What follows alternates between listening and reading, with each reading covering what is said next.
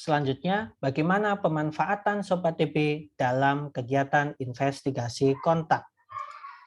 Sobat TB disusun berdasarkan juknis investigasi kontak dan mengakomodir juknis ILTB pada kontak serumah lebih dari 5 tahun. Sehingga screening pada seluruh kontak serumah menggunakan aplikasi Sobat TB dengan hasil screening apapun di Sobat TB akan masuk dalam kategori memenuhi syarat untuk dilakukan rujukan. Sehingga baik kader maupun petugas Fasiankes harus melakukan tindak lanjut nanti ke dilakukan rujukan ke Fasiankes untuk ditata laksana ILTB. Sedangkan untuk alur investigasi kontak melalui Sobat TB tidak ada perubahan atau sama dengan alur yang saat ini berjalan.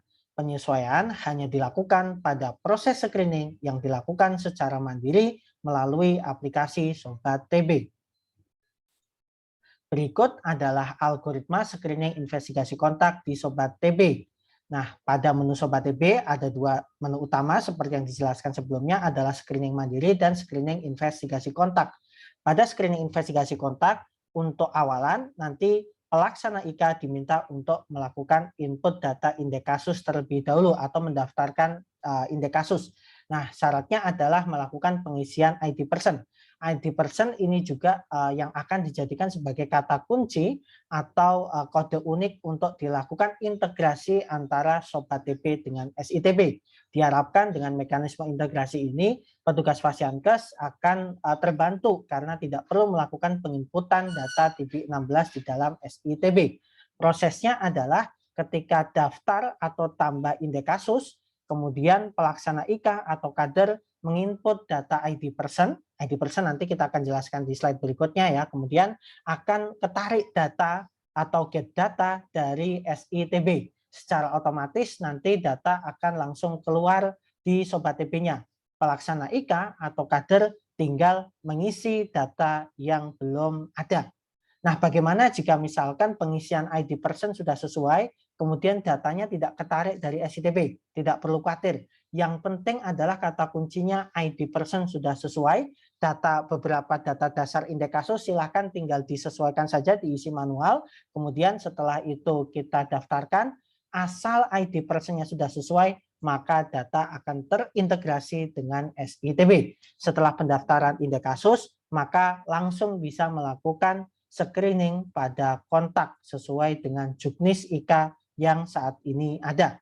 Nah, kemudian ketika hasil keluar, maka kader dan petugas atau pelaksana IK dapat mengkomunikasikan bahwa kontak memenuhi syarat dilakukan rujukan untuk dapat ditindaklanjuti melakukan pemeriksaan diagnosis atau tata laksana ILTB. Kemudian setelah melakukan tata laksana, kemudian petugas Fasiankes mengupdate data pemantauan. Nah, data pemantauannya juga nanti secara detail akan kita sampaikan di slide berikutnya. Setelah hasil screening selesai, maka dari Sobat TB akan share API laporan kontak ke SITB dan akan dimunculkan laporannya di SITB. Kemudian ini berkaitan dengan integrasi dengan SITB, tadi kita perlukan yang namanya ID person. Apa itu ID person? ID person merupakan kode barcode pasien ya atau terduga di SITB. Untuk mendapatkan ID person di SITB, Bapak Ibu tinggal akses saja di SITB, kemudian buka kasusnya, kemudian di bagian kanan atas akan ada kode barcode, di bawah kode barcode itulah ID person. Nah, apakah ID person ini hanya bisa dilihat satu persatu by pasien atau bisakah diekspor ke dalam bentuk Excel? Bisa. Kalau misalkan kita mau mengekspor ID person ke dalam bentuk Excel, Bapak Ibu silahkan akses misalkan data kasus pasien TBCSO.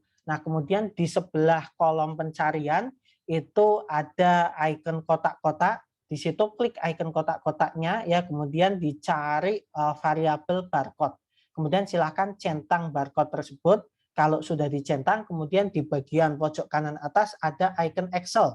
Nah, atau gambar Excel. Silahkan klik gambar Excel itu untuk melakukan ekspor data. Setelah melakukan ekspor data, silahkan buka, maka kolom ID person ada berada di kolom barcode. Nah, nanti petugas Fasiankes dalam melakukan pembagian data indeks kasus ke kader atau pelaksana IK, maka selain membagikan data indeks kasus, silahkan bagikan juga ID person pasiennya, sehingga kader atau pelaksana IK dapat melakukan penginputan ID person di SITB. Nah, kalau sudah sesuai, maka data otomatis masuk ke dalam SITB. Petugas Fasiankes tidak perlu lagi melakukan penginputan TB16. Kemudian, untuk pemantauan dan pelaporan IK di Sobat TB, kita juga sudah sediakan jika pelaksana IK atau kader atau Fasiankes memerlukan formulir TB16K maupun formulir TB16RK dalam bentuk fisik, maka formulir tersebut dapat diekspor melalui aplikasi Sobat TB, baik versi mobile maupun di administrator yang dapat diakses oleh petugas Fasiankes, kemudian SSR atau komunitas, kemudian juga Dinas Kesehatan. Ini contoh ekspor laporan TB16K, kemudian ini contoh ekspor laporan TB16RK. Selanjutnya, bagaimana pemantauan TPT di Sobat TB? Nah, kita harus melihat bahwa cascade dari kegiatan investigasi kontak itu pasti ujungnya adalah berapa kontak yang memenuhi syarat untuk dilakukan rujukan, kemudian berapa kontak yang dilakukan pemeriksaan, kemudian berapa yang sakit TBC, dan berapa yang diberikan TPT. Sobat TB mengakomodir pemantauan cascade tersebut, sehingga ketika melakukan screening investigasi kontak di Sobat TB, dari mulai cascade berapa indeks kasus dilakukan investigasi kontak, berapa kontak, sampai berapa dilakukan TPT, bisa dianalisis dan dipantau dengan mudah. Nah, Sobat TB memfasilitasi pemantauan itu pada fitur update data pemantauan. Nah, di daftar update data pemantauan nanti akan ada pertanyaan yang diisi secara sederhana. Jadi sesuai dengan formulir TB16 ya. Kemudian ini misalkan pasien sudah hadir ke layanan atau belum, tinggal dipilih ya atau tidak, kemudian diperiksa TBC atau tidak, ya atau tidak, kemudian kalau misalkan ya, maka akan lanjut pertanyaan sakit TBC atau tidak. Jika hasilnya tidak sakit TBC, maka akan muncul pertanyaan diberikan TPT atau tidak. Jika dijawab diberikan TPT, maka akan lanjut pertanyaan jenis TPT yang diberikan, kemudian tanggal pemberian TPT. Nah, setelah itu kita juga mengakomodir tanggal hasil TPT. Formulir ini sudah disesuaikan dengan kebutuhan SITB, sehingga data secara otomatis juga nanti akan masuk di laporan TB16 untuk di SITB.